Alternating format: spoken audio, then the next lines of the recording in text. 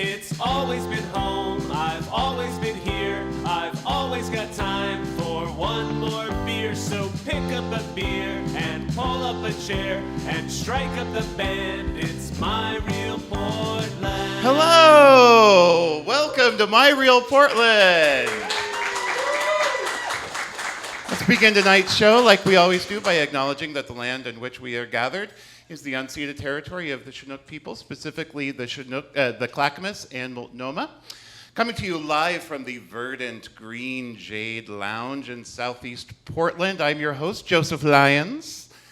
I've got a great show lined up for you tonight, including comedians Kat Buckley and Juliet Mylan, and singer-songwriter Adrian Rodriguez, right? Good. So last minute change. Dominique, I don't know her last name. Anyhow, she got sick just as everyone is going through some form of a flu. And I put out on Portland Musicians group on Facebook this morning, help, can anyone come do a show? And fantastic guest just popped right up. Member of a fantastic punk rock band that we'll get to meet in just a moment. So everyone enjoying the weather? Oh my gosh, the day just opened up today, a little cold. Yesterday I went to the beach and with Len, my partner, and we went to Newport, and we were getting hungry, so we went to a market. And the woman that was checking us out, you know when you size somebody up and you know immediately that they want to talk to you, but their level of conversation is going to be fairly limited to just average small talk, right? So I got back out, and she says, "Have you done anything exciting today?" And I wanted to say, like, the first thing in my head, what I had been excited about all day is that I had just booked a guest on my next show on February 20th, who I'll tell you about in a second. And I thought, no, I'm not going to tell her that. I'll just tell her something really kind of basic, that I had gotten my oil changed that morning, which was actually kind of a big deal.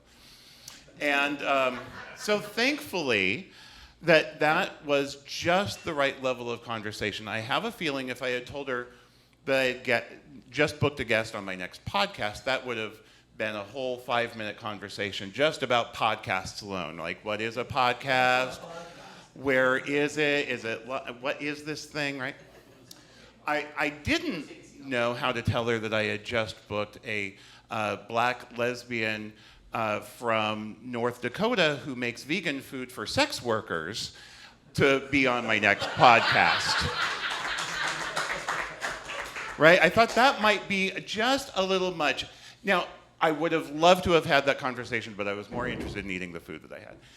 So she is going to be a guest on our next show, February 20th at the Clinton Street Theater.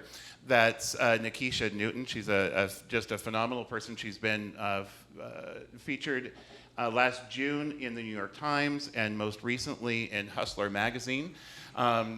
When we started talking about having her on the show, she all of a sudden had an influx of orders because of the ad the article that had come out about her in Hustler magazine. So she had to put me off for a little bit, and she just confirmed right before I showed up to do some grocery shopping. So also at that show on February 20th, I'm going to have Marina Martinez. She is the owner of Hawthorne Ghost Tour, and she's got a fabulous story that includes an abandoned phone booth underneath the Hawthorne Bridge that apparently is still there. So she's going to share that, and that's going to be fun. We've also got D. Martin Austin, as we always do, correspondent for My Real Portland. And the Reformers will have the second in their ongoing alt horror saga of theater. And and Quinn Salama, a comedian, will also be opening the show. So a fantastic show on February 20th. Okay, so our first guest was part of the inaugural Portland Queer Comedy Festival, performed at the Hilarious Comedy Festival, co-founded the Point Break Comedy, and Meatball Sandwich Festival and has been mutinied out of multiple improv troupes. Please welcome to My Real Portland, Kat Buckley.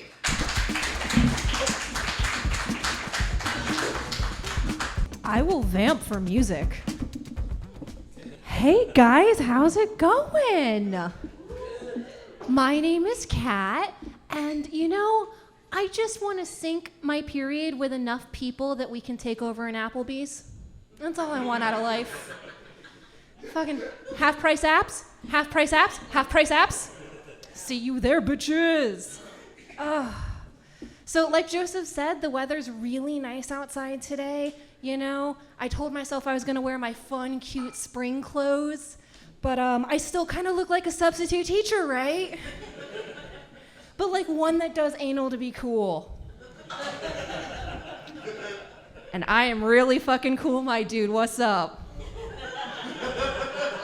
You gonna be my little buddy for this set. Hey.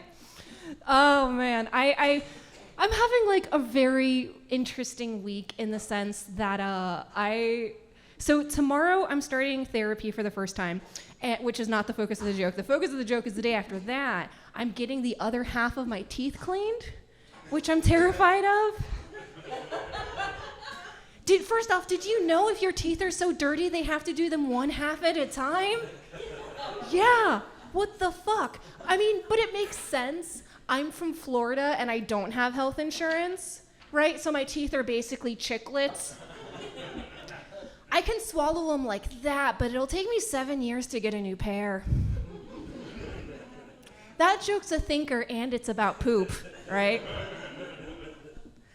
When I went to the dentist 2 weeks ago to do the other half of my cleaning, they stuck 10 needles in my mouth, which is wild. That is terrible customer service. They should have given me an 11th shot for free. Come on, I filled out the punch card. And like the shots were to make it so it doesn't hurt, because they use the drills and all that fun stuff. And when they were done, they were like, Kat, okay, we've cleaned the right side of your mouth. You can't eat on that side. You have to eat on the left side, the dirty side, because you're a dirty girl. It's like, how did you know? But also, bitch, for how much effort that cleaning took, 10 shots, I'm never eating on this side of my mouth again. No. It's got new cars here. Fuck, I'm not even gonna let people come on this side because they're gonna ruin the interior. It's always hard to clean. They get you with that leather cleaning stuff. My teeth are not made of leather. So I'm trying to be very calm, I'm doing like a nice calm delivery for you guys. But the truth is that I've literally had 3 cups of coffee today, which is a lot! It's a lot of fucking coffee! Yeah. And like, I don't know why I drink so much coffee. I don't need it. I already have the personality of someone that did cocaine about 10 minutes ago. But I'm working my way through this shit ton of coffee. And like, sidebar, the reason I drink so much coffee as a concept is because I want my panic attacks and poops to happen at the same time. That way I'm already in the bathroom.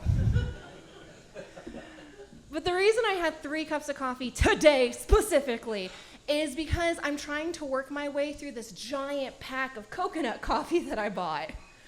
Which, I just fucked up. Like, I'm not the greatest shopper, and I have a roommate, and I was like, oh, get us some coffee at the store, and she comes back with coconut coffee, and I'm like, what the fuck? Get off the lease, right? Because I don't know about you guys, but I hate coconut as a flavor. It's gross. Like, maybe because I grew up in Florida, I've eaten it a lot by itself, but coconut is nasty. It's bland. It's somehow salty. It's kind of hairy. It's like chewing on foreskin, okay? And I'm not gonna pay for that, right? Damn it. That's what I can get on Portland while those uncut dicks. Uncut dick. And And so, like, I'm drinking all this coffee, and I hate it because coconut coffee tastes like a coffee that's going through a midlife crisis. Like, you can just suck Jimmy Buffett's dick for free. No one ever gets margarita. Yes, it's a Margaritaville joke. They don't get it. They don't fucking get it.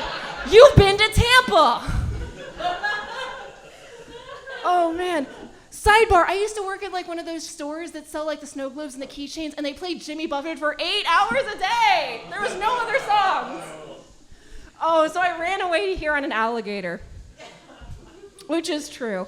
Oh man. But like the worst part well, that's the end of that joke. We'll just move on.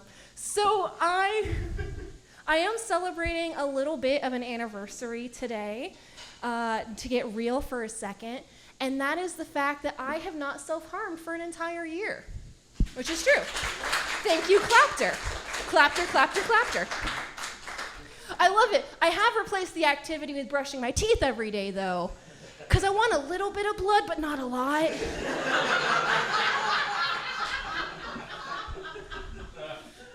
I've been flossing. I'm on a whole new grind, y'all. And like for the last year and a half, I've been exploring a lot of different ways to deal with the urges that come with self-harm. And it's been an interesting journey, right? Because like people will tell me, oh, Kat, just smoke weed. And it's like, bitch, I smoke a shit ton of weed, okay? That doesn't help. More conversations with myself that involve nachos. Back, forth. Where can I get them? Do they use sprinkle cheese? Do they use liquid cheese? I don't know! I've had people tell me like, oh, you should just meditate, that will help. And meditation's never really worked for me, right? You know, because it kind of, it feels like that sensation where you want to go to sleep, but you haven't masturbated yet, so you can't go to sleep yet. You know? Like, you're kind of angry, you're kind of horny, you're kind of tired afterwards. Which is how I think squirrels feel all the time.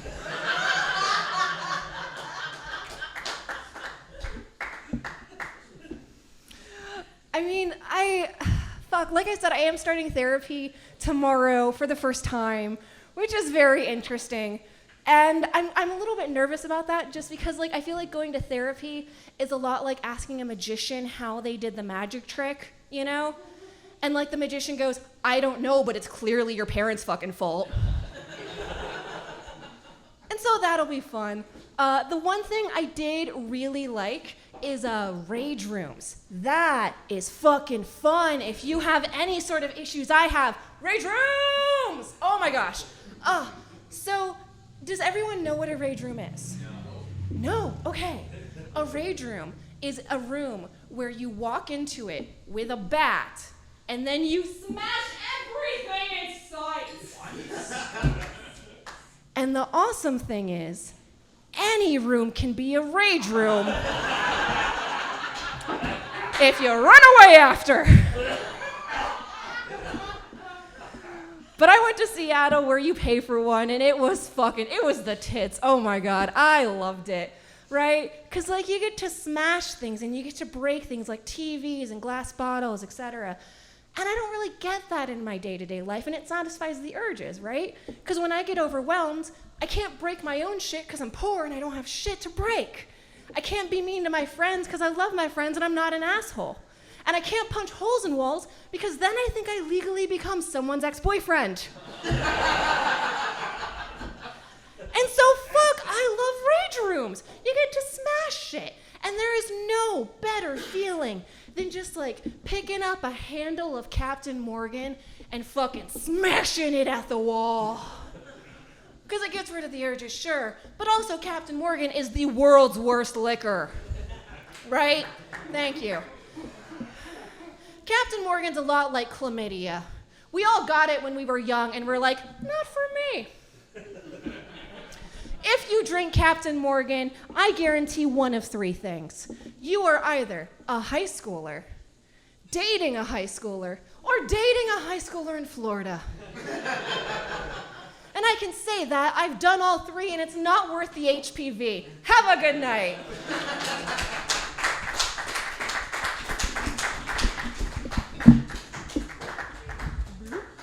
Do I sit?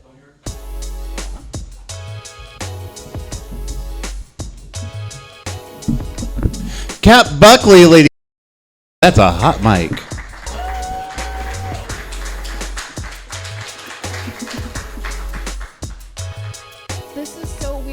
really used to like calling a lift and not looking anybody in the eyes after. Just straight home. Now we're gonna cuddle. We're gonna do some aftercare. Okay. Now we're actually gonna do some Q&A about your set. Now, how did you develop each of those jokes? No, Florida woman. How did you get to Portland? Honestly, I Googled places where weed is legal. And here's the logic.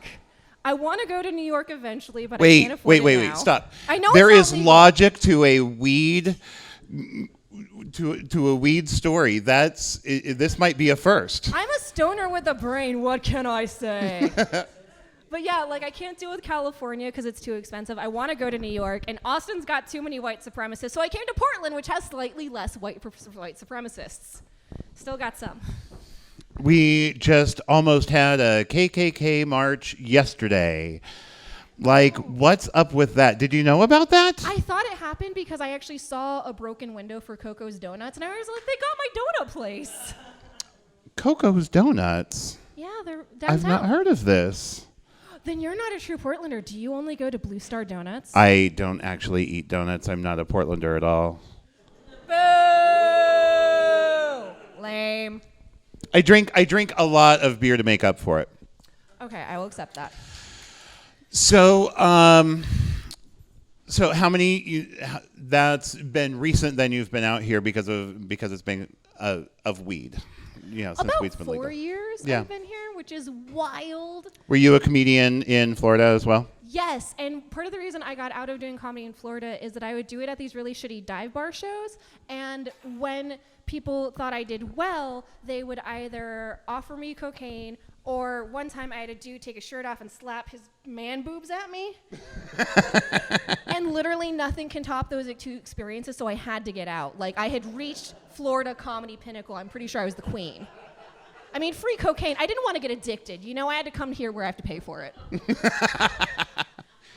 You know, I just had to go to the dentist, and they did it not even in halves. They had to do it in quadrants. I'm so sorry. Like, I am like even twice as filthy as you, apparently. Your teeth look beautiful. As you were telling me, I was going to say the same thing about you, actually. They were just shining. But no, yeah. So how are you feeling now? I'm feeling very good. I literally, like when January 2020 started, I scheduled an OBGYN doctor's appointment, a regular doctor's appointment, therapy, dentist, eyeglasses. I'm doing all the fucking doctors. Woohoo. And then I'm good. Yeah, I'm an adult now, motherfuckers. 28, what's up? Haven't gone to the dentist in a decade.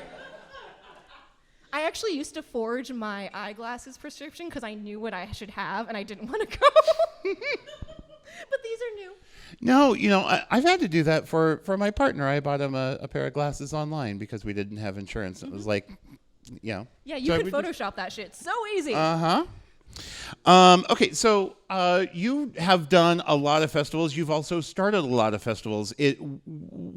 What's the difference between getting a festival off the ground and just coming up and doing stand-up comedy? Well, I've only started one, but my real love is actually this show called Late Night Special, which is a weekly show at Curious Comedy. Thank you, Juliet.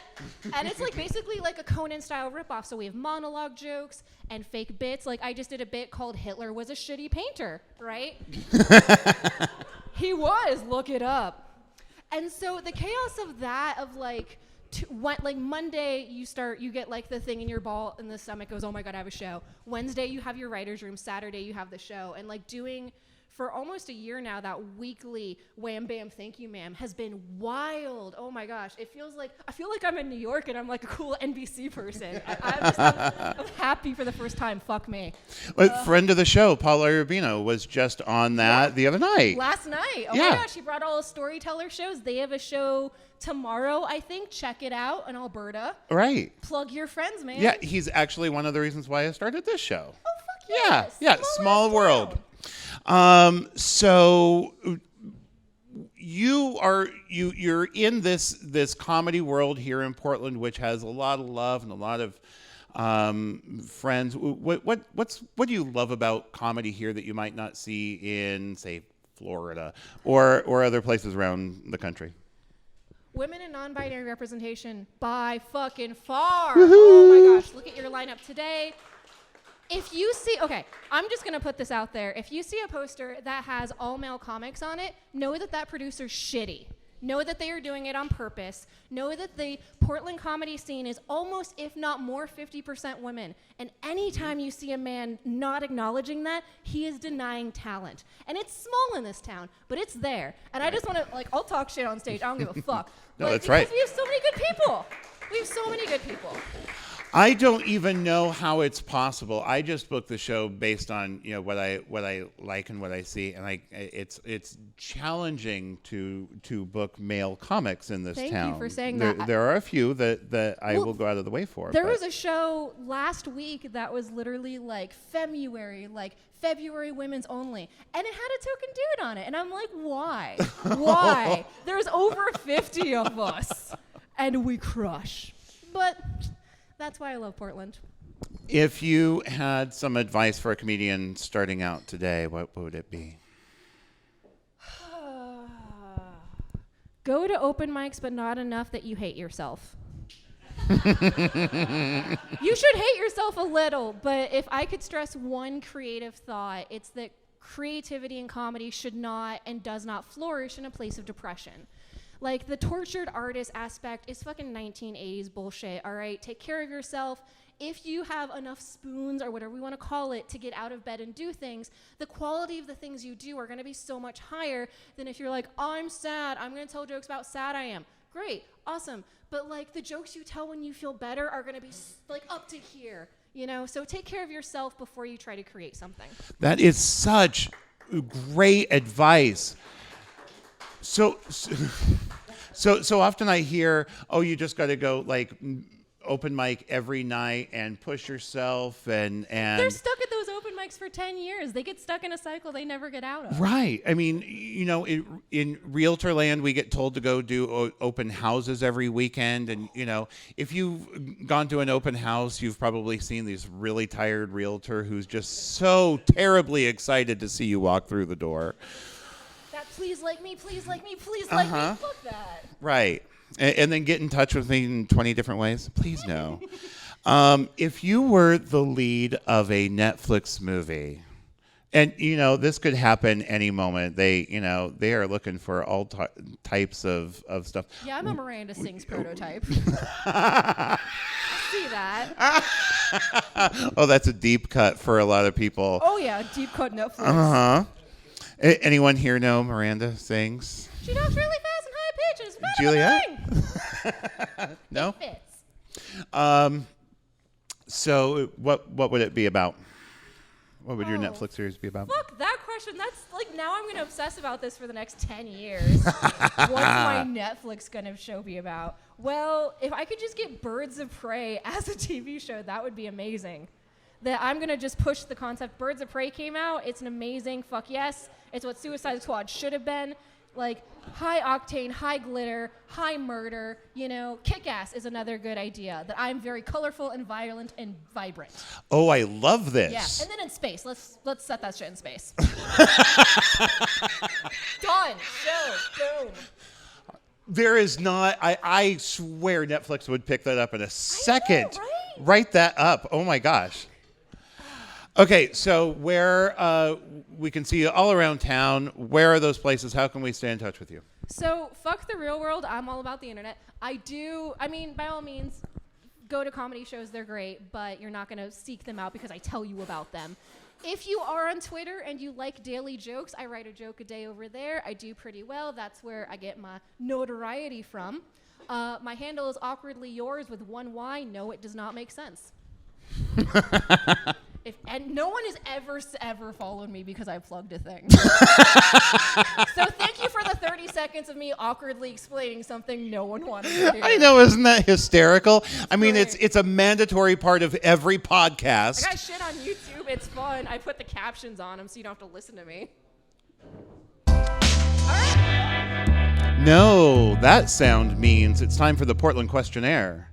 Kat, are you ready for tonight's Portland Questionnaire? Ready for tonight? Well, Yes. You are. What's your favorite smell in Portland? Grass that hasn't been pooped on yet by a dog. That's a very specific grass, and about less than 50% of the Pick grass. up your poop. Exactly. What's your favorite sound in Portland? The sound of a bus that comes up right as you walk to the space. Like when you're running late. It's a good sound. I'm a comic. I travel a lot. What's your favorite bridge in Portland? I still don't know them. Whoa. There's the 4? one that has lights for the weather. The one that's named after coffee, right? No, that's not a bridge. No, that's a concept. The French Roast Bridge, yeah. No, yeah. I was thinking Stumptown, but that's a show. Oh my God, the one that's really scary hysterical. to drive over. That's 2 levels. Fuck that bridge. Mm-hmm. And that's it. We got 3 bridges, you guys. We got 3 bridges. It's a trio of bridges in Portland. That's hysterical. What famous Portlandian would you most like to meet? The things they put in that pickle jar in that one sketch. I want to meet all the things in the jars. I don't like Portlandia. Oh, it's a Portland. Yeah. Oh no, not Sorry, not a Portlandia person, just a Portland person, any Portland person. Or was there people in this pickle sketch? No. I thought you were asking like who I wanted to meet from Portland. I don't know. Can I meet? Sure. Juliet, can I have a lifeline? Who should I meet in Portland? My mom. Let's bring my mom to Portland. That's why. Hey, I there you go. There we go. That is a perfect answer. I miss my mom. Let's bring her You here. out logic to the question. Who would you like to meet in Portland? Yeah. Where's your favorite weekend brunch? Jam. I like me some jam. Jam on Hawthorne? Yeah. Hawthorne. If you I know one thing. Hey, by the way, that's also the name of a bridge, Jam on Hawthorne, the Hawthorne Bridge. All right. Yeah. Already forgot. If you could rename any Portland street after any person, which street and for who? My mom. We're just gonna call it My Mom Road. I love it, my mom Not road. even her name. If you were a tree, which Portland park would you like to be planted in? I want to be a palm tree, and I want to be put wherever I'll grow. I love it. Yeah. Which is going to be anywhere with climate change. All right. I've lived here 4 years and know nothing. You're going to love the game show coming up. All right. I asked Juliet to be on it. Thank you one more time for Kat Buckley.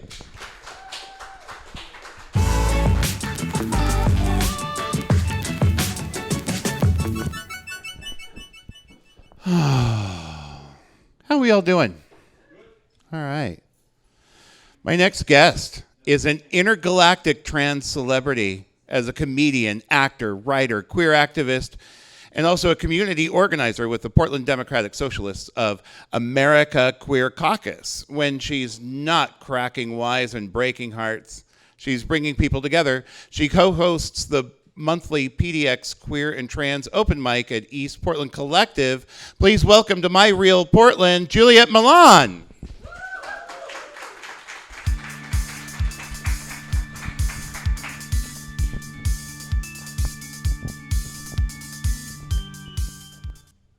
Hi, everybody. Oh, that's nice. You know, I've been a comedian for a year and a half now, and almost every single set I start by just saying hi and waiting for people to say hi back. I'm glad that got a laugh. Like, that's just true. I don't, like, it seems wildly unprofessional and people don't do it, but I just like it. It's just nice. No, that's rude.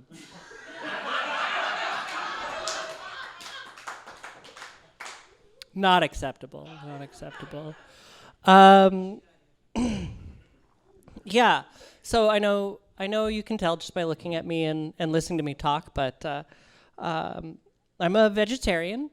It's a true story. I'm always surprised at living in Portland, how many people have such strong opinions about me being a vegetarian. It's wild. I am a Renaissance woman.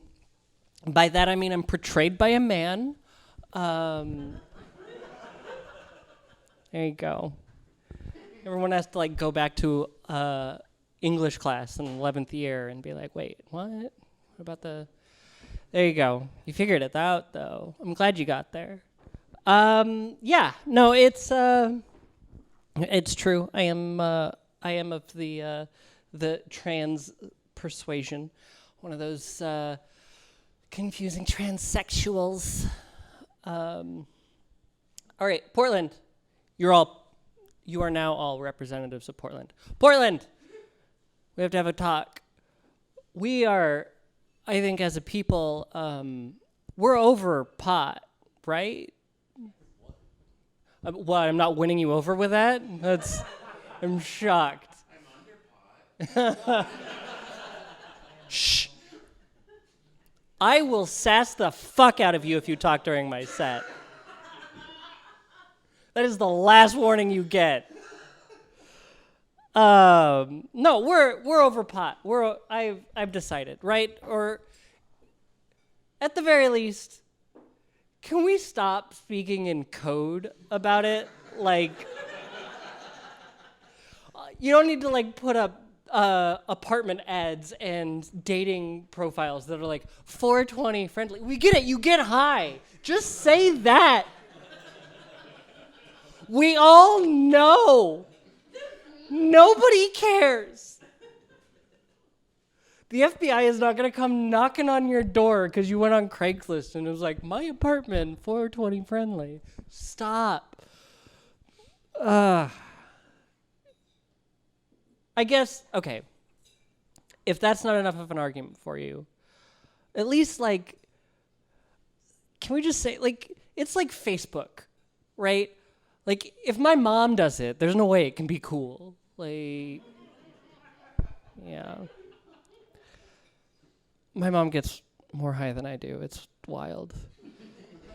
I like her more now, incidentally, but...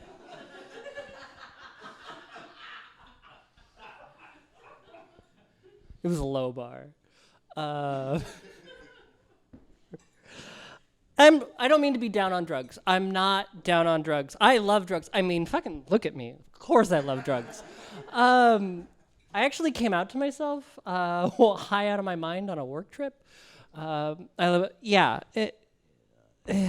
was... so I kind of wonder, after that experience, like, how much of this is covered by workers' comp, you know? Like... Should get that figured out. I love how nobody batted an eye at the fact that, like, I was just doing a shit ton of psychedelics on a work trip. Everyone's like, oh, that's what work trips are for, right? Like, how else do you think HR reps get through 8 hours on, you know, sensitivity training for 3 days out in fucking Tulsa? It's peyote. That's what does it. Yeah.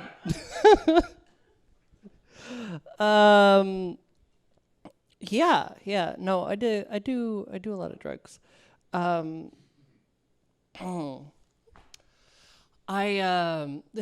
Last year, a couple months ago, I've been checking some things off of my bucket list, and that's been really nice. I've been very like self-actualized lately. I had surgery. I had one of those sort of like gender-related surgeries, I guess. And I realized I kind of put myself in an awkward situation because like I'm up here on stage and like being recorded right now and talking about this, but like it's still like it's a very personal thing, and I'm under no obligation to like provide details and all that sort of stuff. But like, I got boobs, you guys. Look at these. I got boobs. Look. Check out. Yeah. They're designer.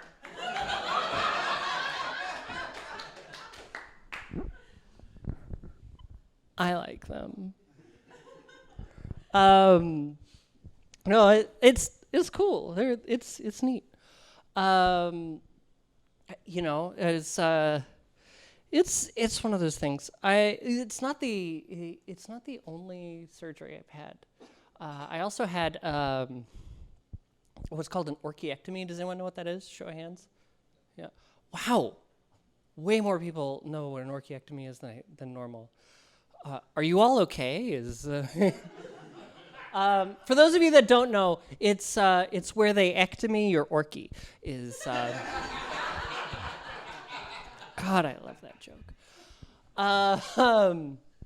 No, okay. So let's see. How do I describe this? Okay, so there's the billfold, right? That's like that, and then there's the coin purse. I'm cashless.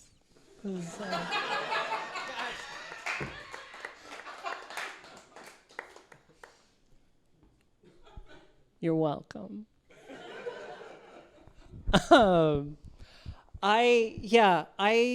That was an interesting one. I'm really happy that I did it, but like I wasn't expecting to enjoy it as much as I did.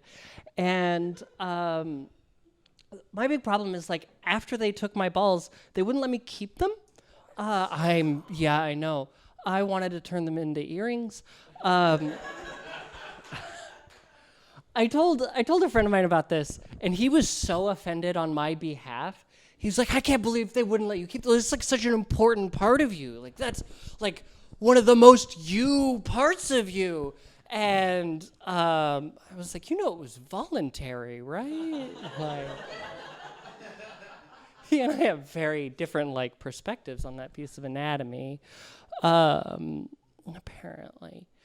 I am currently working on getting through to my next surgery because, once I fill out the punch card, I get a free one. God, I wish that were true. I'm in so much medical debt. Everyone, please go on PayPal or my GoFundMe and just give me money or buy me a drink at the very least afterwards. That'd be nice. I'm working on my next surgery, which is it's going to be another like genital related one. I'll leave you to like fill in the details there. Like let your imaginations run wild with that. I'm very non-traditional, so who knows what it'll be. I could just get like a circus tent, right, and like it'll rotate around and but I have to get hair removal down, and I've been getting electrolysis. Does anyone know how this works? Okay. So what they do is they shove a needle into my hair follicle in my dick, and then just shoot a pulse of electricity through it so that it kills the hair, and they do that one at a time. Yeah, there you go. And then like the hair falls out and it never grows back, and that's amazing. It's super cool. But I love telling people that because there are people who have reactions like he did. And then there's like every once in a while there's a woman in the audience and like, do they have Groupon for that? That sounds like. How do I get on that? Yeah, they are on Groupon. It's true. Go and check them out. It's totally worth it. Definitely. No, seriously. Yeah. So I've been really enjoying this like body modification process. It's fun. I feel like a cyborg. I'm a hormone cyborg. That's what it is. Which is pretty cool. After my last surgery, I went out and celebrated. It was right around Halloween. I went to this party, and I was like, wore like this really skimpy outfit and just had like cleavage showing, and it worked out for me. I got invited to this like back room, hang out with all the cool people, and they busted out some cocaine, and I had somebody snort cocaine off of my tits, which, bucket list fucking check. Like, it was like right out of the gate, like it was like going start to finish, like immediately, like that's what you do when you have boobs, and some people have to wait years for that to happen. And I was like, yeah, I got these. Let's go top tier as quickly as possible. It was great. Had a good time. Danced a lot afterwards. for some reason. And then I went home. I was feeling pretty good, and I started taking pictures of my new aftermarket modifications, and I posted those on the internet. I'm sure a few of you know what happened afterwards. Is I got a lot of messages. Yeah. I had messages from a lot of people. There was this one guy, he sent me a message. He's like, I want to be your daddy. And I was like, oh, yeah, let's follow this thread. Let's see what happens. And so we started chatting, and I find out that he's 19. And I'm like, 19? Holy shit. I'm old enough to be your daddy. Oh. All right, I think that's what I got right now, but thank you so much. That's it. Yeah, you can clap. You're allowed.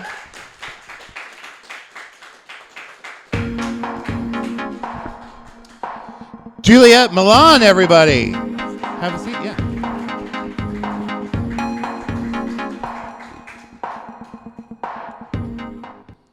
Thank you for joining us. Now, I really have. Now, when I just messaged you last week and I said, oh my gosh, you're on my short list to be on my show. Like, honestly, your name has been on my list, and I get a little afraid to invite you because I know that you don't necessarily perform as much as a lot of other performers.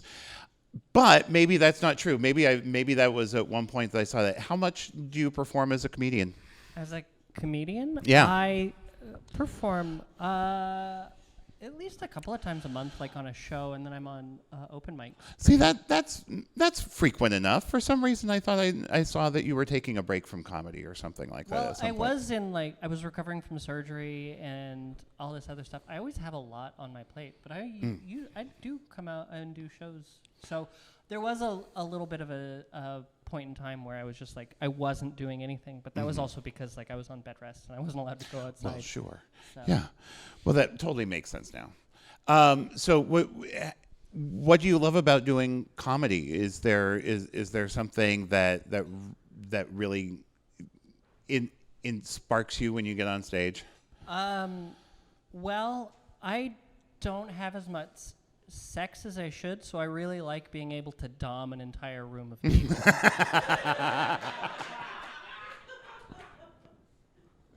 It does feel kind of good, right? Oh, yeah, yeah. Speaking of entire rooms of people, I had this random thought. This is not about you. I haven't It can been be about me. Right. I haven't been able to share this with anyone. I realized that there has probably been an ongoing group of people in an ongoing orgy for years. For probably hundreds of years. There's probably been people who have been like connected with an ongoing orgy for like over 100 years. Like probably longer. Right?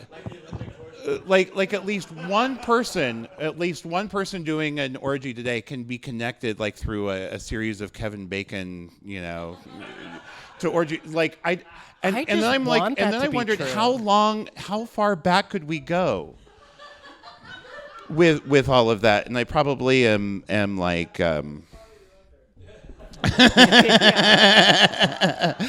my gosh, I have to tell you, I've gone to comedy shows for years. I have never once spoken out or heckled. So to actually say, "Oh, I'm under pot," that was kind of. I'm sorry about that. If that No, it was funny. Okay. This is a terrible thing to admit while being recorded, but I don't mind hecklers very much because I have a microphone whenever it happens, which means I win. And I'm also relatively clever. So whenever somebody heckles, that's just an opportunity for me to be funnier than you, which I do professionally. So it's fine.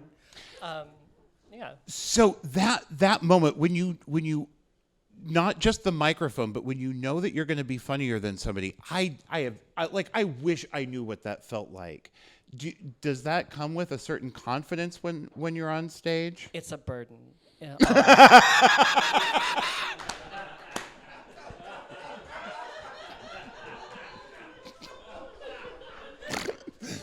Oh my God. Oh, what else can I set you up for? That was good. Oh. Okay, now I want to talk politics for a little bit because good. because you are you say very proudly that you're with the Democratic Socialists of America. That is a I am a community organizer with the Democratic Socialists of America. Especially with the upcoming elections. Hang on, let me grab my drink. Oh, perfect. Oh, that's so much better. Thank you, Kat. Check you out. Yeah, that's my big dick energy. Use it up while you can. So politics. You're with the DSA. What candidates have we got coming up in the next election that you guys are supporting? Well, immediately coming up in May, we have a primary. Right. And the DSA is not officially endorsing, Portland DSA is not officially endorsing anyone for the mayoral race, but we have a couple of candidates who we're loosely affiliated with, which you can check them out. I'm not going to say them here, but we have endorsed someone for Oregon House District 42, and she's a candidate that I'm incredibly excited about, Paige Kreisman. She's running against Rob Nose. Which district is 42? I actually think it's this district that we're in right now. Yeah. Oh, fantastic! Yeah. Thank you. It's my district, and I've been campaigning for her personally. Like I go out and canvass for her on the weekends, and we just had a fundraiser last night for her campaign. This is the one plug that I will ask people to do. Like, seriously, go and check this out. Go to page2020.com. She fucking nailed getting a website. Like, way to go. And check her out. And if it's something that you're into, then give money or dedicate some time.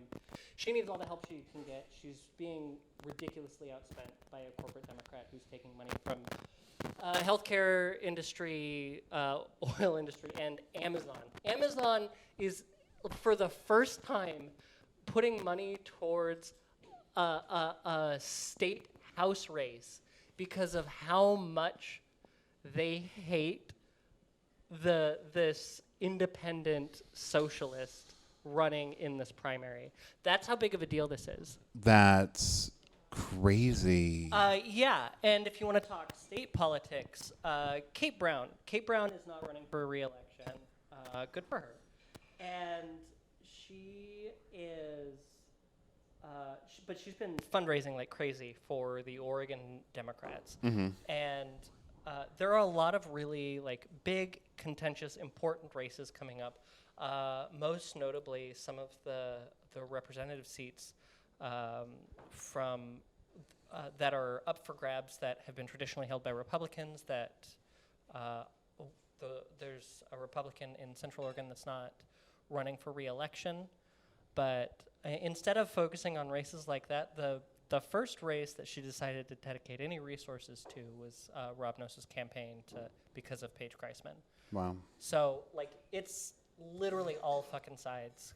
Sorry, I shouldn't swear. No, that's totally fine. Oh, I can swear. Great. Yes, That's good. wait. I feel much better. Even better. Yeah.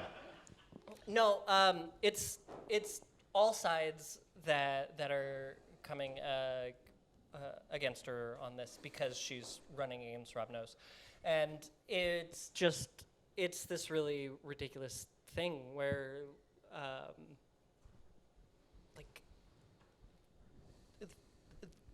I can't believe how systemic these issues are. Like, I know that they're systemic issues, but like one of the main platforms that Paige has is getting rid of corporate money in politics. Did you know that Oregon is one of the worst states in the union for campaign finance laws? Mm-hmm. Yeah, it's one of the worst. So literally every politician in Oregon takes corporate money. Every single one. And for both sides. For both, like, who gives a shit about the both sides thing? Like, that's not the important part. The important part is that there is a candidate running right now, Paige Kreisman, who is not taking corporate money, who is running against Rob Knows, who is vowing to end this fucked up system. And the first thing that happens is every corporatist comes in and tries to shut down her campaign. Right. And so, yeah, give her money, please. Please just give her money so that she has a chance. And especially the candidates who aren't taking any kind of corporate money, they're the ones who will see our dollars that much more valuable. Right. But she's being outfunded like 10-1. Right. It's crazy. So, and the Oregon Democratic Party is against her, despite the fact that she's an Oregon Democrat, and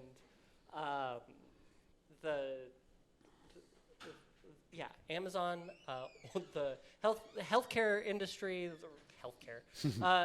the insurance industry, I should say. Well, yeah. Is funding her opponent. The oil industry, natural gas industry is all funding her opponent. Natural gas is another. Well, and especially, misnomer. I just watched a OPB special that just came out today on the pipeline that's being proposed in Southern Oregon. Check that out. About the Lyon family, actually, that is protesting against having a 95-foot swath cut through their natural protected land that might not be protected because of eminent domain and a bunch of corporate stuff. Anyhow. Yeah. All that good stuff. Oh, the one thing. Yes. The one other thing that I'll say about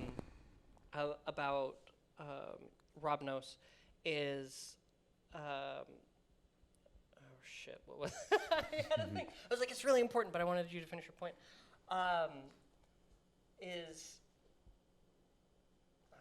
Never mind. I have to come back to it. That's okay. Sorry. We'll come back to it. I edit this whole thing, and at some point during the show, I say that I'm going to cut all this out and switch all this around anyhow. So, You're not. And at this point now, I'll know to look for this moment in the queue so I can cut that out. All right. Okay. Okay, so you host a queer and trans night at what used to be the Lens Collective. It's the East Portland Collective. That's correct. So now I used to live a block and a half away from the Lens Collective about 15 years ago. And back when we were talking about all of these grand changes that were going to be coming in Lens, and it was all a bunch of 70-year-old people all afraid of the changes that were going to be coming. And now here you are hosting this very progressive, very open mic in a very progressive, very open space in the middle of that town center. So what's that like? It's awesome. Yeah. This last summer was really cool. We had I didn't have a whole lot of comedians coming out to it. I made a deliberate choice to make sure that it's always been all ages, which is very important to me because I think there's a lot of comedy spaces that shut out younger people just by the fact that they're in bars. And I wanted to make sure that this, I know, we're in it right now. Right.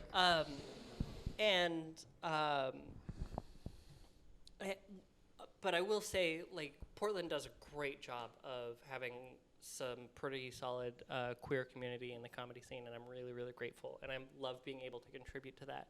But I wanted to make sure that it was all ages, which is pretty rare, and I wanted to make sure that it was free.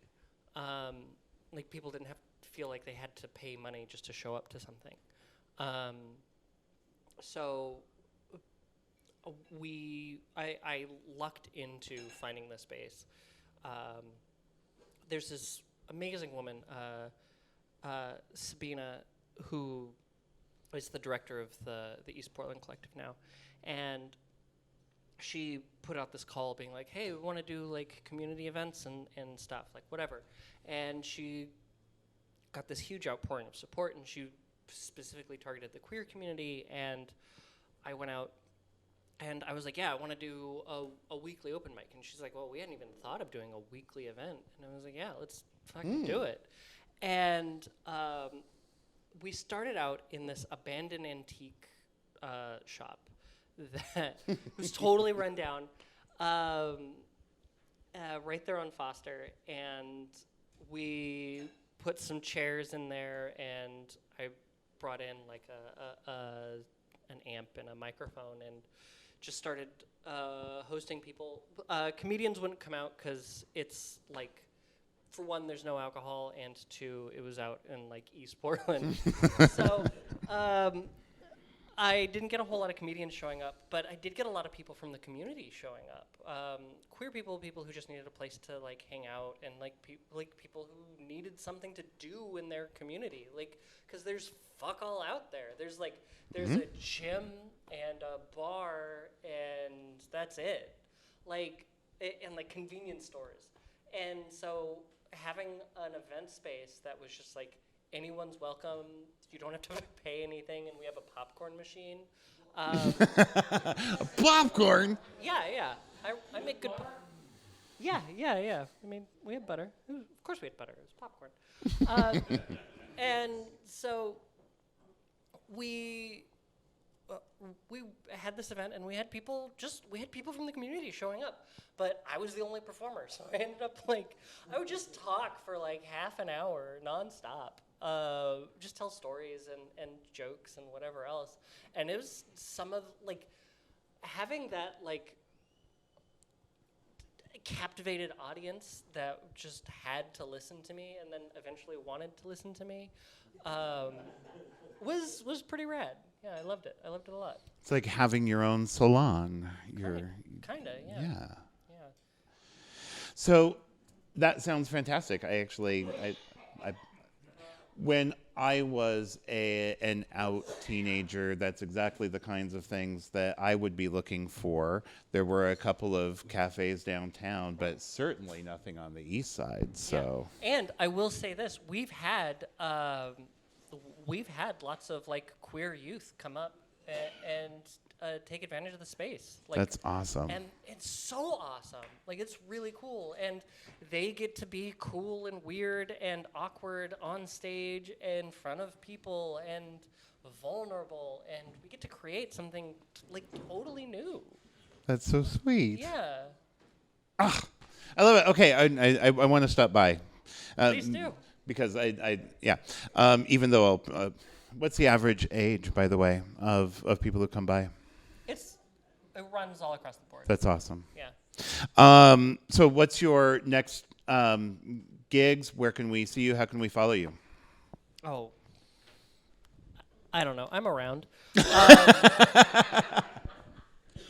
Follow me on social media. Just look up Juliet Mylan on Facebook or Twitter or Instagram or whatever else, and you can find me. I have shows coming up. I'm going to be on the big one end of this month. It's a comedy show, and then I'm hosting a podcast next week that I don't remember. That's bad. I'm hosting a show. Don't know what it is. It's a cool thing. Yeah. Also, cool. Come out to the Queer and Trans Open Mic, East Portland Collective. And when is that? It's weekly? No, it's monthly now. Oh, okay, monthly. And it's the third Wednesday of every month. Beautiful. Yeah. Third Wednesday, you can go to the Queer Open Mic, and on the third Thursday, you can come to My Real Portland at the Clinton Street Theater. So that sound means it's time for our second Portland questionnaire. Are you ready, Juliet? Yes. What's your favorite smell in Portland? The lilacs in bloom. Oh, aren't they great? I had lunch with my Aunt Lucy the other day, and she was wearing a little sprig of Daphne from her garden. It was very sweet, very springy. What's your favorite sound in Portland? When people honk, because it means something happened.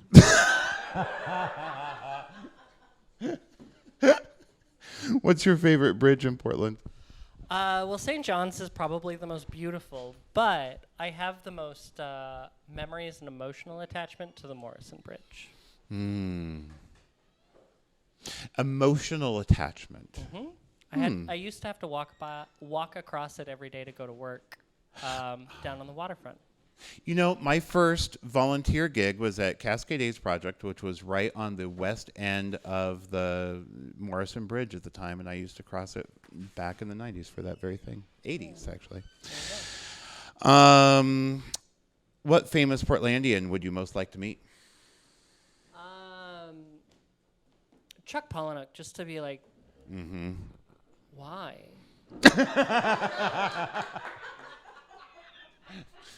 What's that about? Yeah. Huh? What's your favorite weekend brunch? Oh, Cricket Cafe. I Mm-hmm. love Cricket Cafe.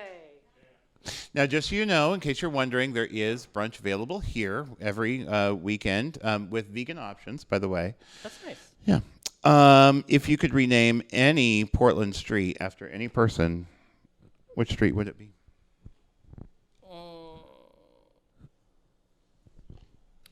Main Street, and I'd name it after me.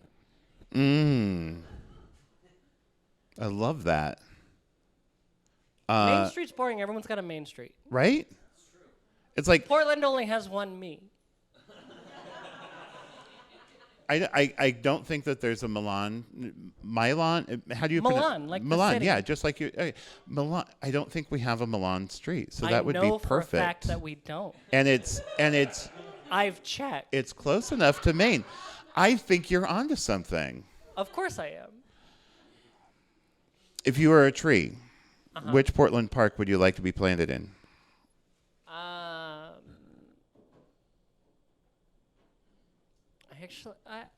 Forest Park, and like I don't care. I just want to be around other trees. That sounds nice. Yeah, Yeah. lots of friends over there. Yeah. Actually, I'd like to be by the Witch's Castle. I love that little bit. Oh yeah. Right. Everyone know where the Witch's Castle is? Go check it out. I'm not going to tell you about it. Yeah. You got to go experience it. You'll look it up. Every cishet white male that goes there gets cursed with infertility. So.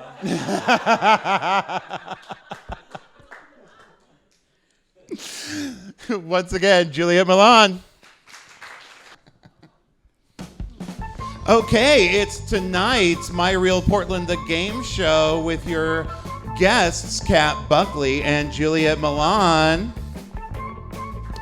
Now, I feel like Applause! yes, Yes. big Okay. applause. Can we have someone like go-go dancing in the back with this music? Please. Yes. You can certainly get up and do that if you'd like. Bitch, I got a drink in There's my no hand. rules on this podcast now. Oh my goodness. You're going to be playing for people in the audience. Okay. Now, Juliet, you're playing for folks on the left side of the room. Okay. And Kat, you're playing for folks on the right side of the room. Okay, and can I just say one thing? Yes. Do you guys remember how in high school you always got told you should put C for every answer because you'd get at least a 70%? I will be saying East Burnside for every single answer. And we're just gonna see how it fucking goes, all right? If I say north, I fucked up.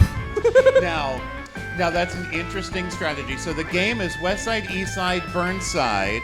It's how well they know things on Burnside. It's either going to be things on the west side of Burnside, on the east side of Burnside, or on both sides.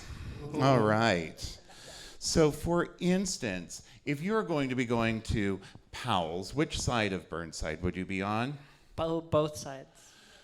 East side. No. Wait, there's no Powell's on the east side of Burnside. There's an east side. Bitch, bring up Google. Right. No, Bring up On Google. Hawthorne. that's right. It's on Hawthorne. Okay. Fuck that being the first question. That is No. just opening with a trick question's a dick move. Dick No. move. You know Shit. what? -1 for Shit. you. -1 No. for you. You're sitting. You guys have no idea. All of my game shows have been like, I've been told they are way too hard. So I thought, All right. I'm going to go easy on this one. I'm going to go really, it's multiple choice. It's the same 3 answers. Shit. 3. There's a third answer, and it's. This is not going well for me. All right. Did you know there was a third answer? I didn't know there was a third answer. Fuck. No, because it could be both. Okay, It okay, okay. could. Nope, there's 4 No. because there was I'm gonna both take- or neither. East, west, both or neither, and you started off with Did neither. I say so neither? fuck. Okay, there is no Oh, neither. okay. There is no neither. Okay. No, let's get back on track. Wait. No. Wait. Juliet's like, wait, I can win this now. I think I get it. I am very competitive. Okay, so you get it now. There's no Powell's on Burnside on the east side. Okay. Spilled my beer. So, I thought you didn't spill. I don't want to say it in the mic because it'll be recorded on the podcast. That's adorable. Go on. okay. So, your first real question is Laurelhurst. What about it? Which side of Burnside are you on if you're at Laurelhurst? East side. East side is correct. Okay. You're welcome. You guys are keeping score for me, by the way. So you've got 1 point. You've got 0. All right. 0, -1. All right, Juliet. You see what we're up against. Yeah. Okay. I-405. East East side. side. Cat was first. East side. Oh, wait, you didn't. But it is West No, side. you did not introduce the fact that we had to say it before each other. I thought we could both get the same point if we both got it right. Oh shoot! Now that is part of it. -2. You lost another point. I am losing my own game show. How is this possible? We I'm need gonna back up and go buzzers. home. And now, funny that you should mention buzzers because I have the entire set of things to make an entire game show buzzer system at home. That And Pete where are here- they? It's -3. exactly right. Okay. -1 for no buzzers. Okay. Okay. Burnside Bridge. East side. Both.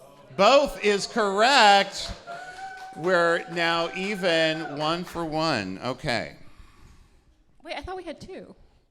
Oh. No. East side was wrong. Max Station. A Max Station. East side. East side? Well, West East side. side was already there, and I didn't say anything. So West now, side.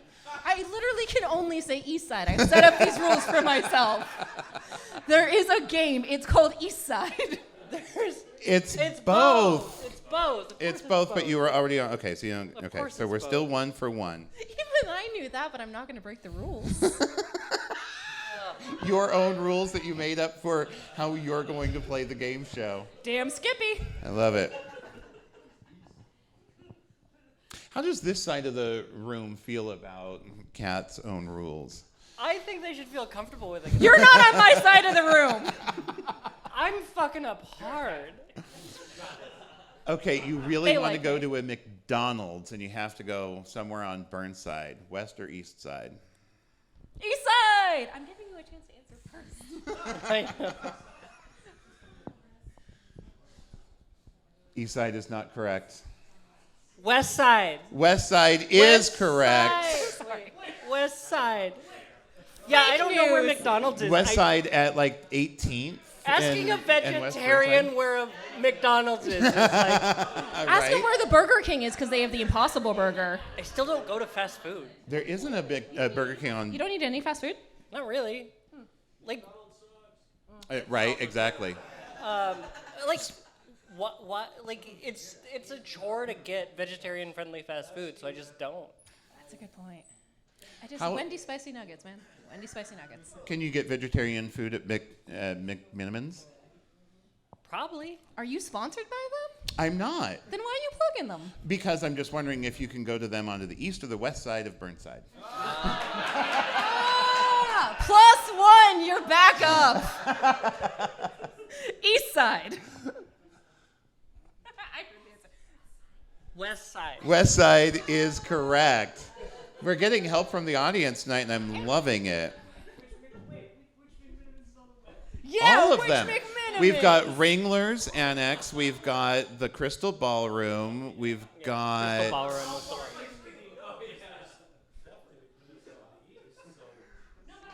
If you follow Burnside all the way out to Gresham, you're not going to find a McMinimans. So what about Sizzle Pie? One of our- East Side. West side. It's both. Yay! So neither of you, when you get a half Can, point. can we split a point? Right, you can actually. So we're now equal. Let's go to Okay. Sizzle Pie and we'll split a point. I heard it's happy hour. Yeah. Okay, what's our score? How are we doing over here? I'm ahead. We're ahead. yeah, Okay. Yeah. That's I'm right. At least 2. Kat, your plan isn't working here. Okay, we've just got a few more. Dutch Brothers. East Side. I feel like who cares? That's kind of how I feel about all of these. I know, right? They talk to you way too much. Both? It's just Neither. No, it's just the West Side. Oh. No, and that's not even an answer in this game. I know. But it should be true. Speaking of sucks, how about Starbucks? Wait, which one? Both. East Side. We actually had an answer from this side of the room first, so I think we're going to have to go. No, that's this side of the room, your side of the room. So now we're even. Juliet's like, wait, how does the rules of this game work? I'm I have about more to people. lose. 2, 4, 6, 7. No, it's fine. Is that dude my dude? Is that person my person? Or are It they can be the on side? either side, actually. Okay, you're my line. All right. Y'all save me. If it's not East Side, just shout it out. I give them power of attorney. We'll sign some papers. They'll docu-sign it to you. Zupans. East Side? What's a Zupan? West Side. West Side is correct. I used to work for Zupans. Really? Yeah. How was it? What is it? Yeah. It was not the worst customer service job I've ever had. I worked at it wasn't great. I worked for the one out in Lake Oswego, which, yeah. Everything you've ever heard about Lake Oswego is true, by the way. Right. Like, oh my God. Okay, I used to work in the meat department. Which meat did you smell like when you left? All of it. Yeah, is that why you're a vegetarian? It was a contributing factor, I'm not gonna lie. Right? But yeah, closeted trans woman, vegetarian, working the meat department at Zupans. In Lake Oswego.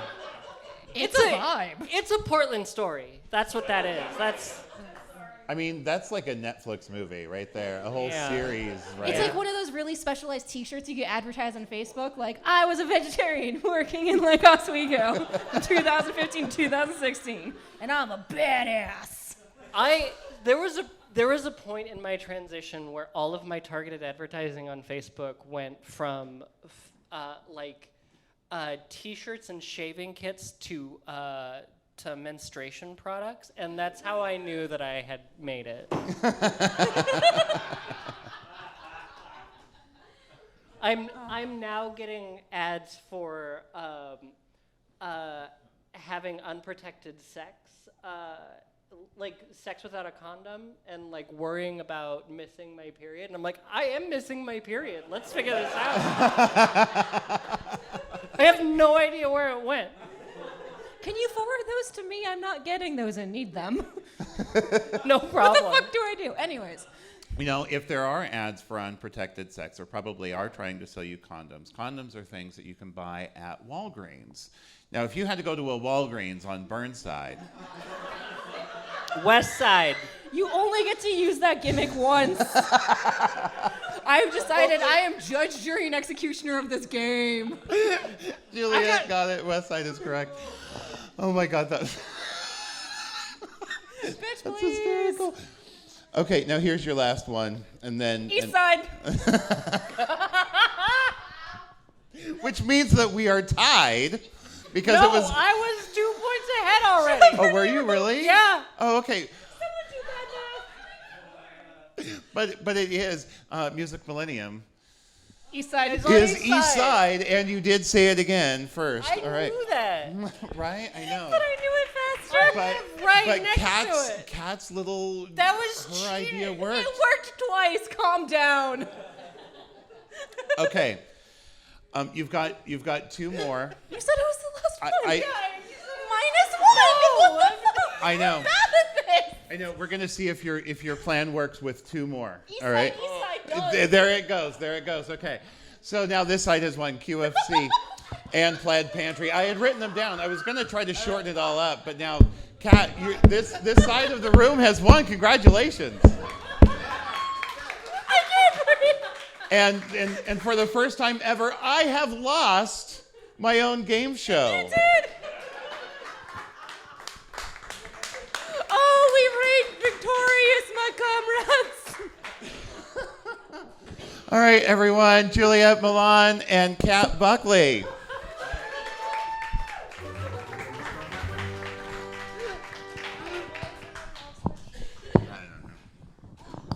Good job, team. We did the jokes. All right. So, no, you can get out of here. You're done. Yeah, go drink the rest of your cider, both of you. Yeah, you're done. Not to be so unceremonial about it, but we're all friends here now. We're all family, right? So now I had originally booked tonight's show with a musician, and if you've seen the marketing for the show, you'll know that you don't see a young 20-year-old something woman with a guitar about to get up. In fact, you see Adrian. With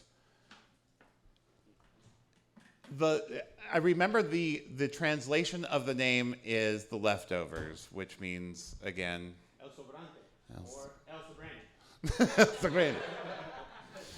So please welcome, we'll talk to him in just a little bit. Without further ado, Adrian.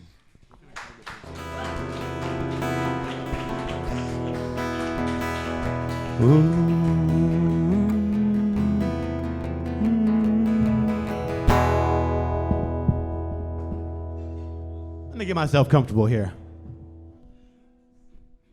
So I'll be your cis white male that's half Chicano. Yeah, kind of queer sometimes too. Yeah, got some bones. I'm glad I really decided to come over here and do this for y'all. Played in this space before with these fellows over here. So shall I do a Portland song first, or shall I do a Frisco song first? Frisco! All right. One guy, my drummer, says yeah. Anyways, I'm originally from San Francisco, the poor side of town. That was once there.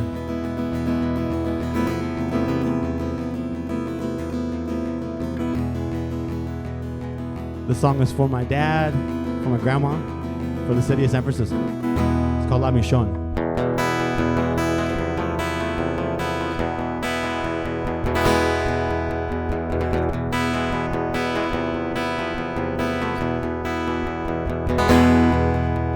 Born into a stormy name, Francisco.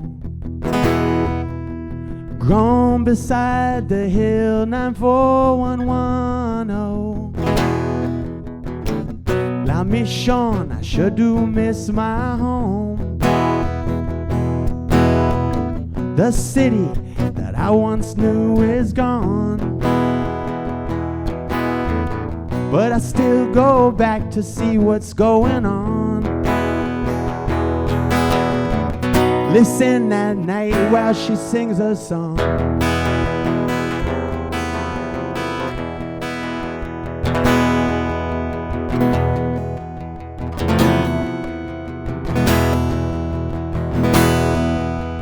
Canción de la historia de mi familia y todos los inmigrantes en California. La Michon está en mi corazón. Para ella canto en español. Calle 24 en el sol. Las calmas alcanzan el cielo.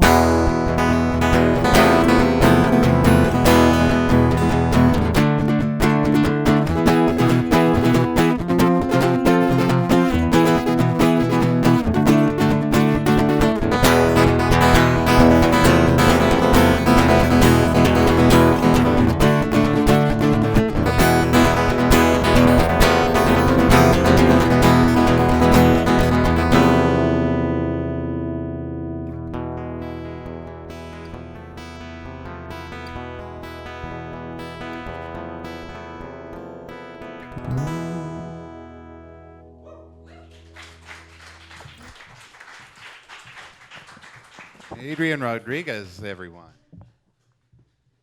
So you're from the Bay Area, from San Francisco, huh? From the Bay, baby bubba. What brought you up here? Actually, I have a kiddo who's about 17 years old now, and him and his grandparents came up here, and the artist musician father that I am, tagged along, and I raised the little motherfucker, and yeah. That's sweet. And I play music too. And how long have you been up here then? I've been up here about 4 or 5 years. Culture shock between here and there. What's... Yeah, no, I feel like a refugee from San Francisco. Shit, nobody can Right. afford to fucking be there anymore. No. My family's still there. They're hanging on. But coming up here was interesting because everything that I saw, Elliott Smith's Portland or whatever, early 2000s Portland, where, you could work at a coffee shop for fucking 20 hours a week and rent an apartment for $300 or some shit. That was over by the time that I got here. Right. And it was a lot more like San Francisco than I thought it was going to be. It caught up to you by the time you got here, right? Yeah, totally. So who are the musicians that inspired you? Back going to California, shit, I grew up listening to California punk rock. So the Dead Kennedys, everything from the 924 Gilman and Berkeley, Operation Ivy, Green Day, those bands, and then Southern California, the Black Flag, X, bands like that. Yeah. But particularly, like, as I've been getting older, I listen to my dad's music more. And my dad is Chicano from San Francisco. He listens to Santana and War and Malo and things like that. So I've been getting more into the Latin rock shit. So, Funny story that you should mention Santana.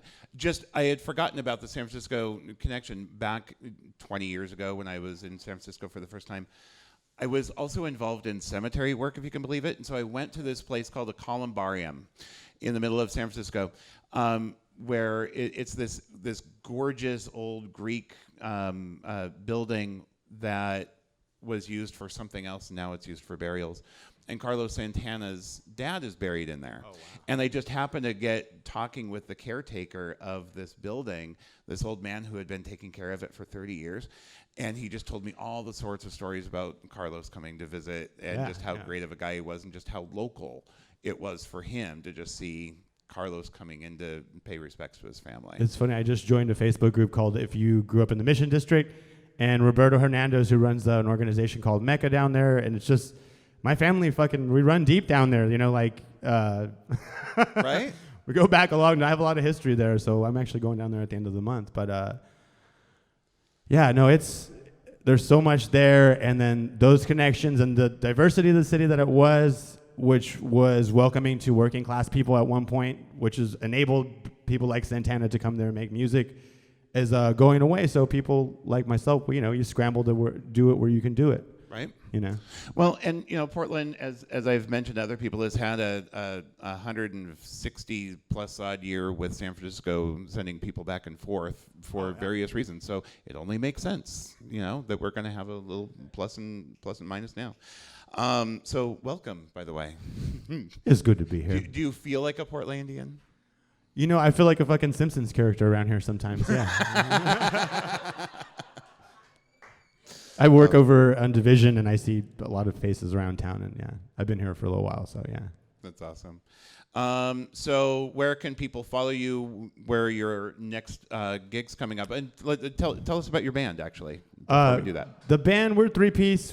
I do it acoustic by myself sometimes. We play it in like a traditional sort of punk rock style. These fellows over here. This is Nick James. This is my drummer over here. He's a good dude. And then we got Jake Stein over here in the back, Mr. Wronghouse. And we do a traditional sort of straight ahead rock show with like guitars and shit. And we're actually working on little hip hop stuff in the background that we got going too. But I won't share any of that right now. But yeah, you can find us on Instagram. Would be the best place. LEL.Sobrante. SOBRANTE. And awesome. Yeah. Cool. All right, hang on 1 second.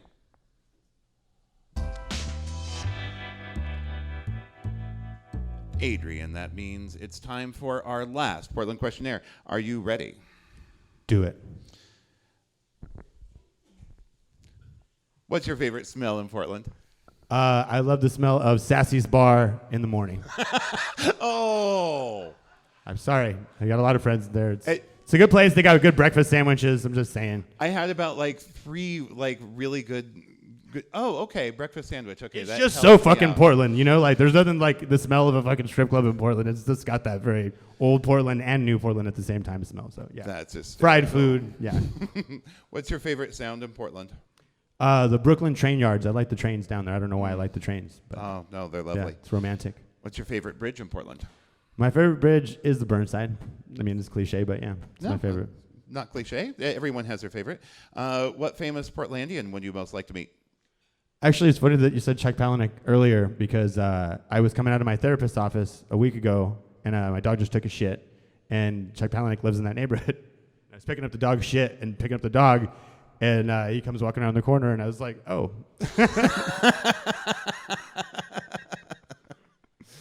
But I was, not really a huge fan. No, I would say actually I would love to have met Fred Cole from Dead Moon before Fred Cole passed, but Fred Cole is no longer with us, so. I don't know that name. I'm gonna have to look. Well, you should look it up. There's some good documentaries out there about the band Dead Moon. It's in the soil here. Shit. Fantastic. Yeah, I'll do a Dead Moon song after this. Yeah. Awesome. Great. Okay, so before that, what's your favorite weekend brunch? I love Zell's over on Morrison, which is just a short walk away from Sassy's Bar on Morrison. Sassy's, you better give me a free breakfast sandwich for this shit. Give me a free breakfast sandwich. I've been looking for gift certificates. I wonder if Sassy says gift certificate. That was a joke. If you could rename any Portland street after any person, what street would you name and for who? I would probably do Fred Cole Boulevard, yeah. Oh, there you go. Love that dude. And finally, if you were a tree, which Portland area park would you most like to be planted in? I'd be on top of Mount Tabor high as fuck. Ah, I love it. Everyone, Adrian Rodriguez. Gracias.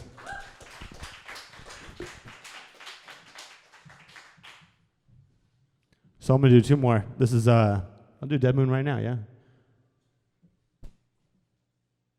Song is called Walking on My Grave. I thought about doing this cover because I was walking by the goat blocks, which they named these condo buildings after this parking lot where there used to be these free roaming goats, which is a beautiful thing. I'm glad that there's still goats somewhere, but it's just weird to be like, oh, this cool thing used to be here, but now it's just a thing that looks like everything else. But when I thought of the title Walking on My Grave and the chorus, I was like, it feels like whatever is left over of Fred Cole, they're walking on his fucking grave, you know?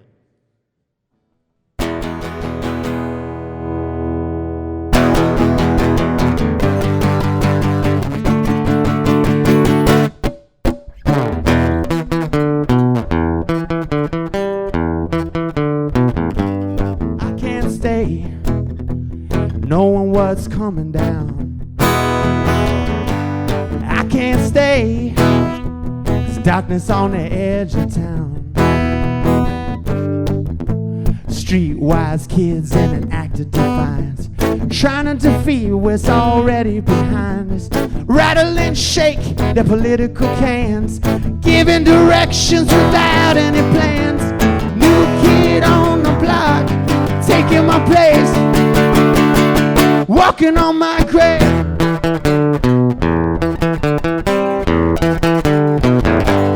I can't stay staring down a 44. I can't stay, it's dying on the killing floor. A man in blue, he's drawing a gun. Child in the shadows, too scared to run. Crack on a meal from a teenage dream, like a lost generation on LSD. New kid on the block, taking my place, walking on my grave.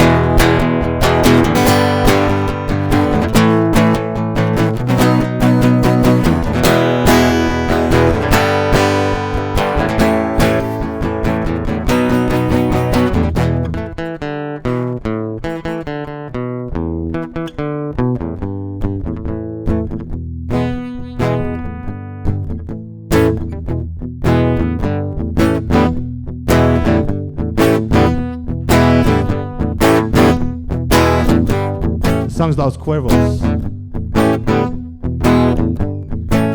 La ciudad llora, camino en las sombras, ya no tengo que llamarla.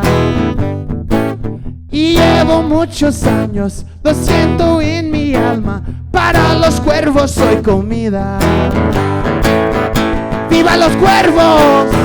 ¡Viva los cuervos! Look at them fly. ¡Viva los cuervos! ¡Viva los cuervos up in the sky!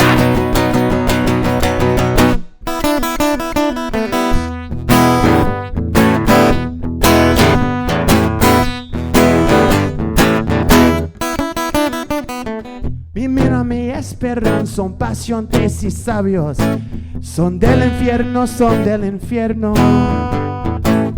No siento ir con ellos, llévame a los cielos, solo queda mi esqueleto.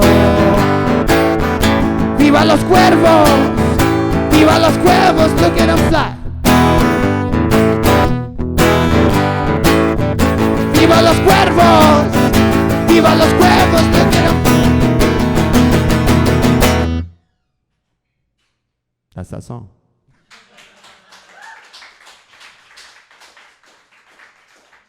I did half of Walking on My Grave, and then I went into another song. All right. All right, I'm going to end it with this one. The song is called The Leftover. And this is about my journey through Portland. I'll just take it through you in a couple of verses. Here it goes.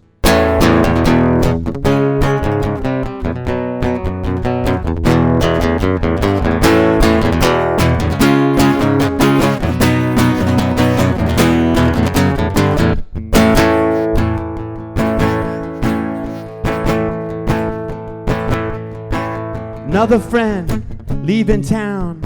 They can't afford to live round here no more. Gentrification, it got them down. Who gives a fuck about the working poor? Better get you a place in the numbers where your money goes further as you grow older. Better find some steady employment and make some babies and save for retirement. But what the fuck is wrong with me? Just creeping thorns in the Rose City as I do. Must be something in the rain. The others leave, but I still remain. Leave it all over my shoulder. You could call me the leftover.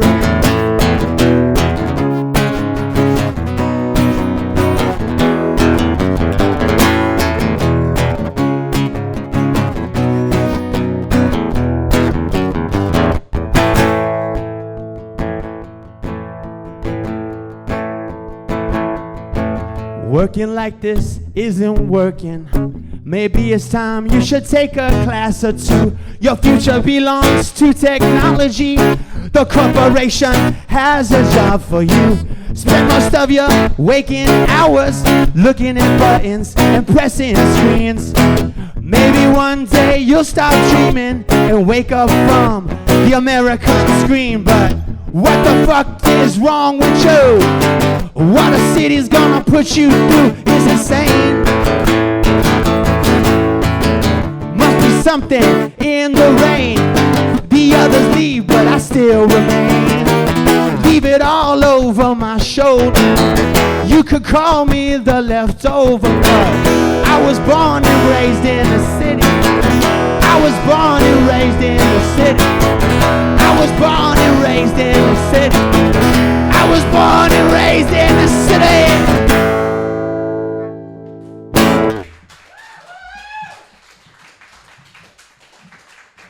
Adrian Rodriguez, everybody. Please give it up for Adrian Rodriguez, Cap Buckley, and Juliet Mylan. That's been My Real Portland. Come out and see us February 20th. You've been a wonderful audience, and good night. It's always been home, I've always been here, I've always got time for one more beer. Group So photo. pick up a beer and pull up a chair and strike up the band. It's My Real Portland.